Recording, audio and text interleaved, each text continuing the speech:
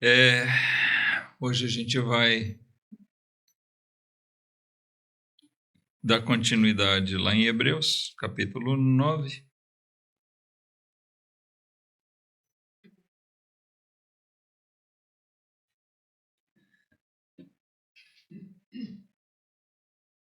A gente aqui vai chegando no finalzinho assim, da parte mais doutrinária da carta. Os últimos capítulos, eles são um pouquinho mais práticos. Mas hoje, irmãos, nesse trecho que nós vamos ver, do capítulo 9, é onde ele define alguma coisa que a gente já tem, na verdade, chamado a atenção, mas ele define claramente a distinção entre o simbólico e o real. Com um destaque para uma coisa que eu gostaria de chamar a atenção aqui, a questão que ele exalta sobre o sangue. O simbólico, a primeira aliança. O real, a segunda aliança, em Cristo. Hã? A gente foi na semana passada até no versículo 15. Mas hoje, só para pegar o fio da meada, a gente não vai começar no versículo 16. Nós vamos voltar um pouquinho, versículo 11, na leitura, tá? Só para contextualizar a sequência do que a gente vai ver, tá? Então, ele vem falando aqui sobre as práticas segundo a lei,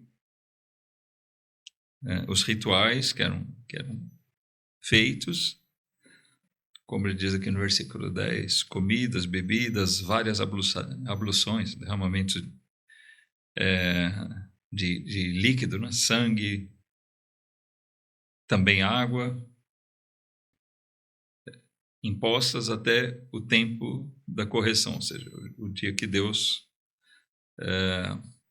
colocou. Esse dia da correção aqui não é o dia que nós fomos corrigidos, mas o dia que Deus mudou as coisas, mostrando o real. Aquilo que era até então só simbólico foi colocado em prática, finalmente consumado. Então ele diz aqui, versículo 11: Mas, vindo Cristo, o sumo sacerdote dos bens futuros, por um maior e mais perfeito tabernáculo, não feito por mãos, isto é, não desta criação, nem por sangue de bodes e bezerros, mas por seu próprio sangue, entrou uma vez no santuário, havendo efetuado uma eterna redenção. Porque se o sangue dos touros e bodes e a cinza de uma novilha aspergida sobre os imundos os santifica quanto à purificação da carne, ou seja, uma purificação exterior, né? Quanto mais o sangue de Cristo, que pelo Espírito Eterno se ofereceu a si mesmo, imaculado a Deus, purificará as vossas consciências das obras mortas, ou as obras que levam à morte, né? Pecado, para servirdes ao Deus vivo. E por isso, Jesus, né, é o mediador de um novo testamento, para que, intervindo a morte para a remissão das transgressões que havia debaixo do primeiro testamento, os chamados recebam a promessa da herança eterna. Então, a gente veio até aqui na semana passada. Ele vem estabelecendo essa comparação, já não mais conforme a primeira aliança, aqueles rituais, derramamento de sangue de animais, mas agora Jesus consumou tudo, né? Ele começa dizendo, vindo Cristo, na sua vinda, ele se mostrou como sendo o verdadeiro sumo sacerdote, porque ele é o sacerdote dos bens futuros, ou daquilo que nós havemos de herdar, das coisas eternas, por um maior e mais perfeito tabernáculo, não aquele feito pelos homens, que a gente comentou, por mais glorioso que fosse, consagrado, né? Consagrado a Deus, como foi, feito segundo a ordem de Deus, mas era até aí só simbólico. Não mais por sangue de animais, versículo 13, mas se aquele sangue tinha cerimonialmente o poder de purificação exterior do povo, quando ele era aspergido sobre eles, ele diz, quanto mais o sangue daquele que se entregou imaculado, ou seja, sem pecado, né? Perfeito a Deus. Tudo aquilo antes era imperfeito. Por mais que houvesse exigências, rigor na apresentação do sacerdote, o sacerdote tinha que aparecer, né, se apresentar purificado, era o sumo sacerdote exclusivo, não podia ser outro. Né? O Arão ficou doente, manda o outro lá. Não, era o sumo sacerdote. Quando ele morreu, foi escolhido um sucessor dentre seus filhos. Tudo isso demonstra assim, a exclusividade de Cristo.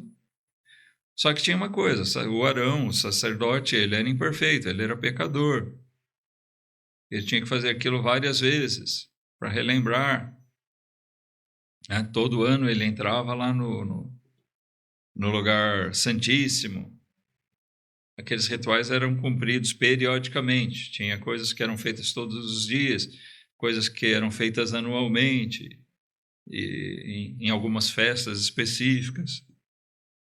Jesus veio e cumpriu tudo de uma única vez.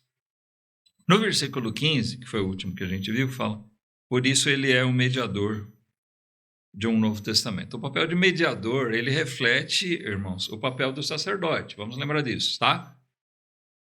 O papel do sacerdote era justamente de ser um mediador, um intermediário entre os homens e Deus.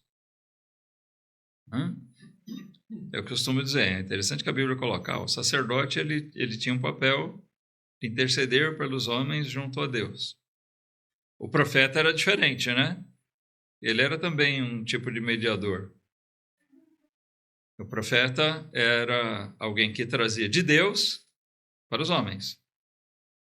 Tá? E Jesus, ele é sacerdote e é profeta. E é rei. Quer dizer, tudo reside nele. É isso que, na verdade, é a suma, né, da carta de Hebreus. Mostrar que todas as coisas se voltam para Jesus. Todo aquele ritual, tudo aquilo que os hebreus, antes, debaixo da lei, viam, os profetas, desde Moisés, as promessas feitas aos patriarcas, que é a base da fé deles, tudo aquilo, na verdade, está sempre focado em Jesus.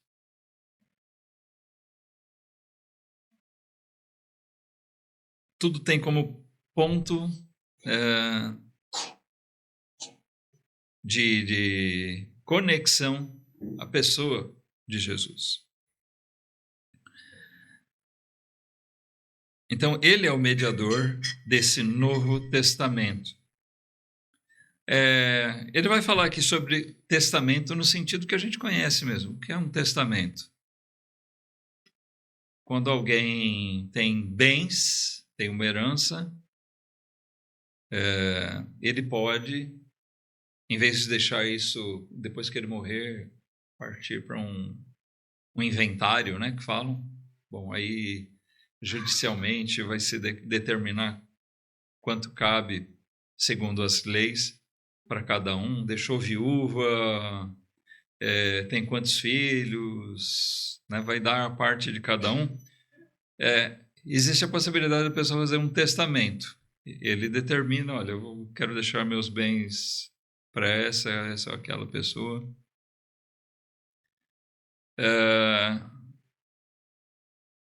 Então, aqui também, né, o testamento só tem validade depois que a pessoa morre, né? Ele determina que, quando ele morrer, os seus bens, a sua herança vai ficar para essa ou aquela pessoa.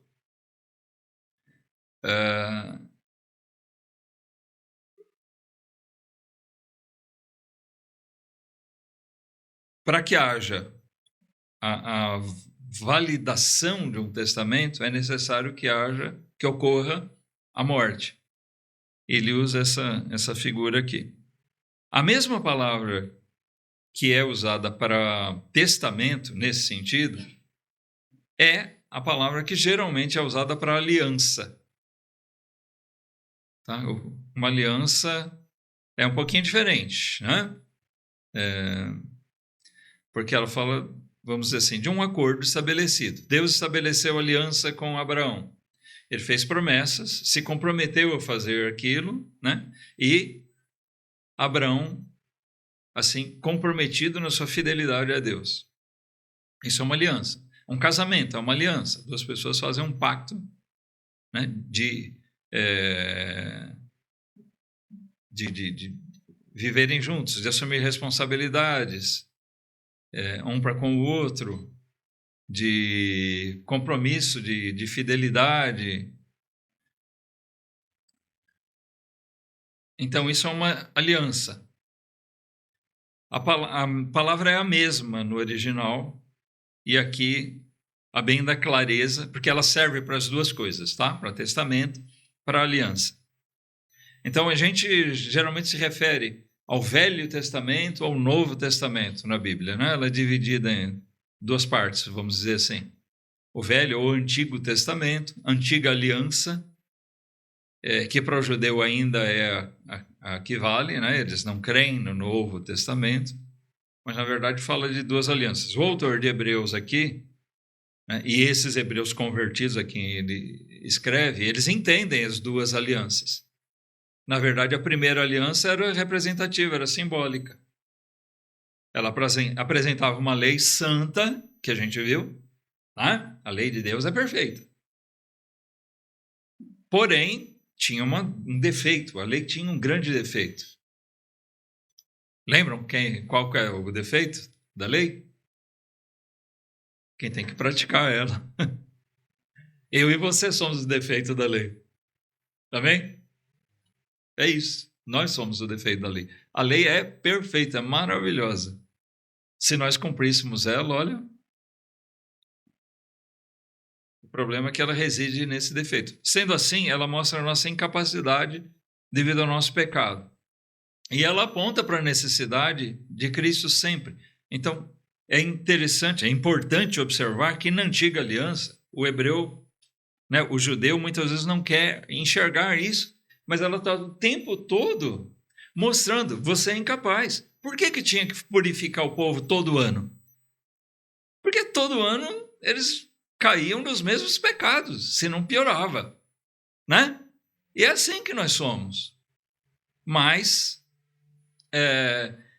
sempre, cada dia, eram feitos sacrifícios. Todo dia, um animal inocente, né? Pelo menos, tinha que morrer. Tinha o sacrifício da manhã, sacrifício da tarde.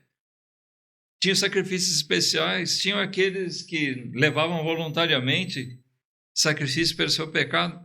Por que tanto animal inocente tinha que morrer? Todo o tempo, o derramamento de sangue era uma coisa que era para ser mostrada para eles, para ficar notório, visível.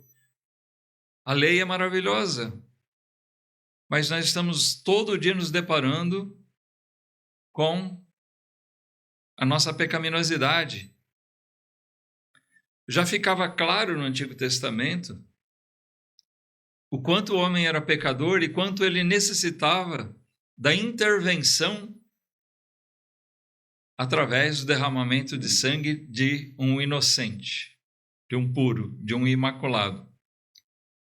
Então, na verdade, a primeira aliança e a segunda aliança, elas são uma só. Tá certo? A gente trata assim, Antigo, Novo Testamento, mas na verdade é uma coisa só. Não mudou nada. Deus não mudou a forma de salvar. Antes era pela guarda da lei. Não, ele sempre, pela lei, mostrou. Vocês sozinhos não têm condição. Vocês precisam da minha graça, da minha misericórdia. E isso é manifestado através do Cordeiro, que é o Messias, o Cristo.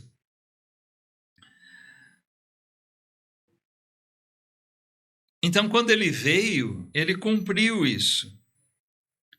Esse testamento, essa aliança feita por Deus com os homens, particularmente ele fez com a descendência de Abraão, mas na verdade é uma aliança, um pacto que ele fez com os homens. Porque ele disse para Abraão: todas as nações serão benditas em ti. Não é exclusividade dele. Então aqui no versículo 16 ele segue dizendo, aqui 16 e 17, ele vai falar de testamento naquele sentido, né, o testamento de alguém que vai morrer, tá? Ele diz, porque onde há testamento, né? Desculpem, deixa eu voltar aqui só, porque ele finaliza o versículo 15 falando de herança, certo? Mas ele não está falando de uma herança aqui na terra, ele está falando de uma herança eterna, isso. Então, nós estamos falando de outra coisa. Se estamos falando de uma herança eterna, nós estamos falando de coisas eternas, de vida eterna. Eu não posso herdar eternamente uma coisa se eu for morrer, né? E não vou voltar à vida, ou vou ter um tempo limitado. Ele está falando de coisas eternas. Isso implica na vida eterna e na possessão eterna, de bens eternos. Por isso ele fala lá no começo que Cristo é o sumo sacerdote dos bens futuros, que são os bens eternos. Aí sim, vamos lá, 16. Porque onde há testamento, é necessário que intervenha a morte do testador, ou seja, que suceda, que aconteça a morte do testador. Porque um testamento tem força onde houver morte, ou terá ele algum valor enquanto o testador vive? Testamento, ele determina alguma coisa que vai acontecer após a sua morte, né? Então, ela só é validada após a morte do testador. Então, aqui ele, vamos dizer assim, como que faz um comparativo, usando, já que essa palavra serve para aliança e para testamento, ele fala, olha, era necessário que acontecesse a morte. Não existe esse acesso à herança sem que ocorra a morte.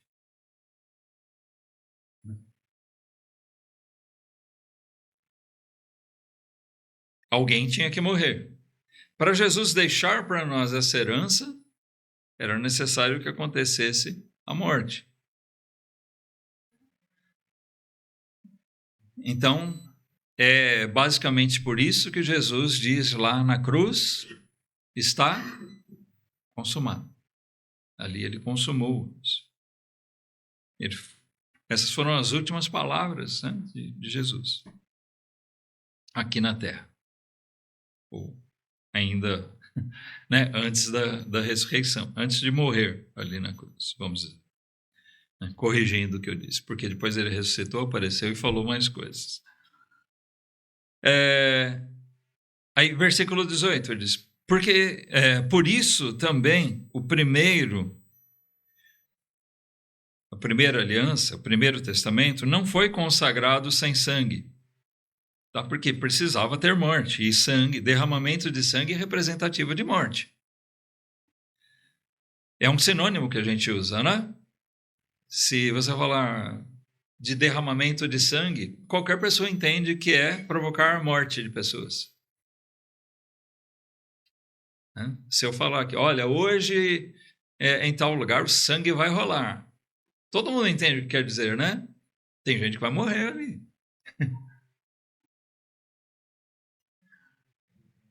Então ele está dizendo aqui, era necessário que houvesse essa representação do sacrifício de Jesus, porque na primeira aliança também havia sempre o sangue. Lembra que o sumo sacerdote não podia entrar lá no Santíssimo sem sangue. Se ele entrasse lá sem sangue para aspergir, ele ia morrer. Ele tinha que entrar lá, né, depois de aspergir sangue sobre o povo, ele ia fazendo todo aquele ritual de consagração e sempre envolvia aspersão de sangue. E ele entrava lá com o sangue para fazer isso. Ele aspergia sangue sobre o altar ali, o propiciatório. Tá? Esse sangue era agradável a Deus. Porque era necessário que houvesse a morte de um justo para justificar os pecadores.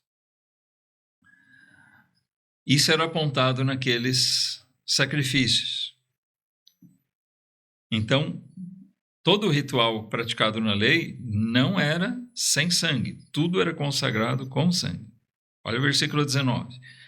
Porque, havendo Moisés anunciado a todo o povo todos os mandamentos, segundo a lei, tomou o sangue dos bezerros e dos bodes com água, lã purpúrea e sopo e aspergiu tanto o mesmo livro como todo o povo. Até as tábuas da lei, né, Moisés aspergiu, uma maneira de consagrar o povo, e depois todos os utensílios do tabernáculo, tudo era com sangue. Versículo 20 diz assim, dizendo, né, Moisés fazia aquilo dizendo, este é o sangue do testamento que Deus vos tem mandado. E semelhantemente aspergiu com sangue o tabernáculo e todos os vasos do ministério, todos os utensílios, tá? Quando fala de vasos aqui, é a mesa, o altar do incenso, o altar de sacrifício, tudo era aspergido com sangue. E o versículo 22 fala aqui, e quase todas as coisas, segundo a lei, se purificam com sangue. E sem derramamento de sangue não há remissão, não há salvação. Olha, então ele fala, por isso que na primeira aliança, Moisés deu a lei para eles, mas Moisés, é importante, né? Reforçando o que eu disse agora há pouco, Moisés não deu a lei para eles, falou, que vocês têm a lei, cumpram, e vocês vão ser salvos por ela. Não, ele deu a lei, né? Entregou a eles a lei, essa é a lei de Deus. Mas ele saiu derramando sangue, aspergindo sangue sobre eles, lembrando, vocês precisam que alguém morra, né? Pelo sangue derramado, pela morte de alguém inocente, é que vocês vão ser purificados, não é pela prática dessa lei, porque vocês são incapazes. A lei era para guardar? Era para cumprir. A palavra de Deus é para nós cumprirmos, irmãos. Também, não é porque a gente está debaixo da graça, né, que nós podemos, estou salvo mesmo. Paulo fala sobre isso lá em Romanos 6. Que diremos, pois? Isso, né? Ele faz aquela pergunta, nós vamos continuar no pecado? Para que a graça abunde, seja cada vez maior? Qual a resposta que ele mesmo dá para si? Não, de maneira nenhuma. É lógico que a gente tem que tentar viver plenamente a palavra de Deus. E nós temos que nos esforçar por isso, irmãos. Amém? Mas sabendo que de maneira nenhuma nós vamos ser salvos por essas coisas. Pelo contrário, todo dia eu vejo que a lei de Deus está no meu coração, na minha mente. Mas a minha carne me faz pecar. Isso me faz lembrar quão maravilhoso é Deus. Pela misericórdia que Ele tem. E porque Ele me revelou Jesus. O verdadeiro mediador. Né? Aquele que estabeleceu o testamento. E Ele morreu para que eu e você herdássemos essas coisas eternas. Para que nós tivéssemos vida eterna e herdássemos as promessas eternas.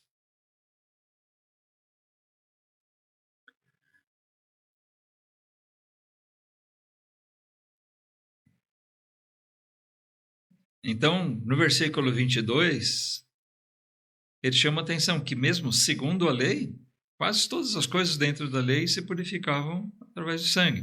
Por que quase todas as coisas? Porque tinha uma série de rituais, certo? Mas tinha outras coisas para purificar na lei.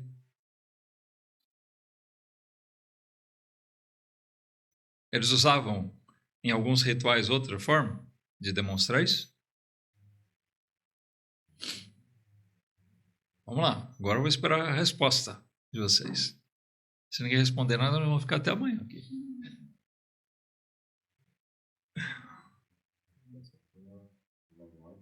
Isso, purificação pela água, né? O próprio sacerdote ele tinha que se banhar, tinha que se lavar, era um ritual de purificação. Ali ainda não é sangue, né? Fogo também. Tá?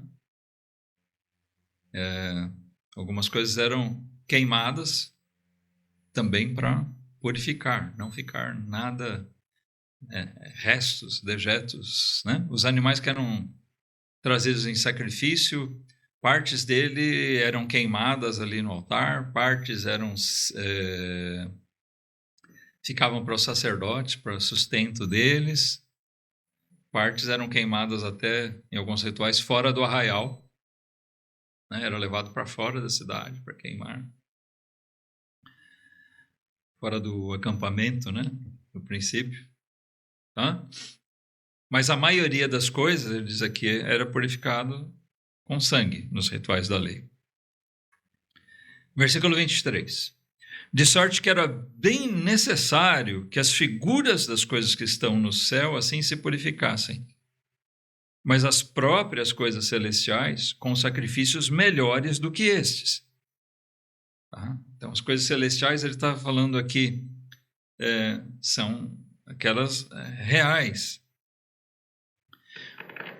Porque Cristo, versículo 24, não entrou num santuário feito por mãos, figura do verdadeiro. Porém, no mesmo céu, para agora comparecer por nós perante a face de Deus. Então, nós falamos aqui, no princípio, a figura e o real, a distinção entre eles. O lugar santo, o lugar santíssimo, eles davam um vislumbre da glória de Deus. O sacerdote, o sumo sacerdote, entrava no lugar santíssimo, simbolicamente, ele estava entrando na própria presença de Deus. Mas aquilo era só uma encenação, uma representação. Não que Deus não se manifestasse ali. Mas Deus não habitava ali. Deus não ficava escondidinho ali dentro daquela cabana. Hã? Mas ele diz, isso era tudo representativo do verdadeiro tabernáculo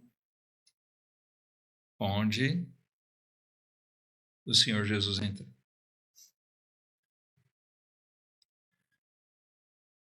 Então aqui nós estamos falando de uma coisa real, eterna.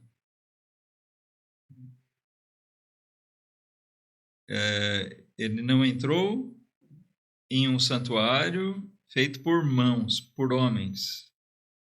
Porém, no mesmo céu, para agora comparecer por nós perante a face do próprio Deus, do Pai. Versículo 25 diz: nem também para a si mesmo se oferecer muitas vezes, como sumo sacerdote, cada ano entra no santuário com sangue alheio. Então, olha que imperfeição, né? O sacerdote tinha que ser uma pessoa e ele levava não o próprio sangue, ele não cortava para levar o seu sangue, ele tinha que levar o sangue alheio dos animais que eram sacrificados. Jesus cumpriu tudo é nele. Ele é o sacerdote, ele é o cordeiro. Amém? O sangue derramado não era de outro, era dele mesmo. Ele tinha que fazer isso, porque só ele reunia essas condições. Só ele poderia ser o verdadeiro mediador, intermediário entre Deus e os homens. Dentro do catolicismo, chamam Maria de medianeira, né? Maria não pode ser medianeira.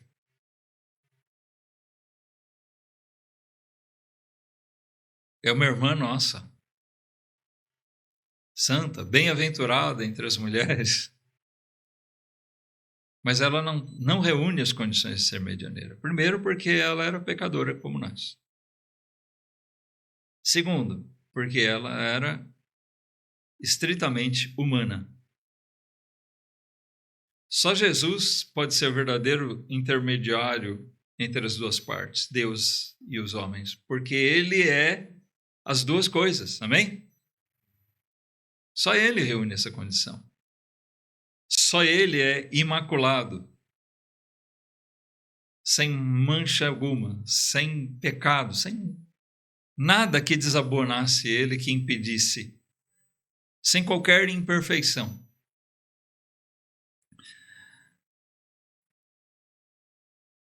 Então, ele não precisava fazer como o sacerdote, se oferecer várias vezes.